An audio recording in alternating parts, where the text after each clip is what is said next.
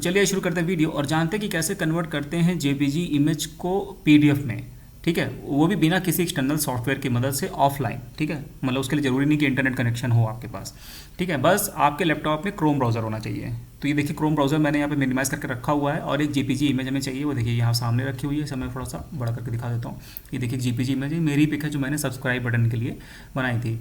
ऊपर आप पढ़ सकते हैं जेपीजी इमेज। ठीक है, इसको यहाँ से कैंसिल कर देते हैं। अब अगर आपको इसे मतलब मुझे इस पिक्चर को जेपीजी इमेज को पीडीएफ में कन्वर्ट करना हो तो सिंपल इसको यहाँ से पकड़िए और ड्रैग करके ले जाइए यहाँ पर एड्रेस बार में, क्रोम के एड्रेस बार में इसको छोड़ दीजिए। तो जैसे ही आप छोड़ेंगे ये देखिए पिक्चर यहाँ पर आ गई, क्योंकि क्रोम एक जेपीजी रीडर भी है।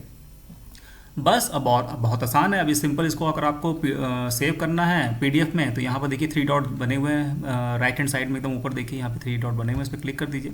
ऐसा ड्रॉप डाउन ओपन हो जाएगा। अब यहाँ पर प्रिंट का ऑप्शन है, प्रिंट ऑप्शन पे क्लिक कर दीजिए। ये देखिए पिक्चर लोड हो रही है और ये एक जेपीजी में जो आपकी जो थी वो पीडीएफ फॉर्म में आ गई। यहाँ पे देखिए लिखा हुआ है डेस्टिनेशन सेव एज पीडीएफ। बस उसके बाद ये सेव का बटन है, इस पर क्लिक करते ही आपकी पिक्चर जहाँ आप चाहें वहाँ पे कंप्यूटर में सेव कर सकते हैं।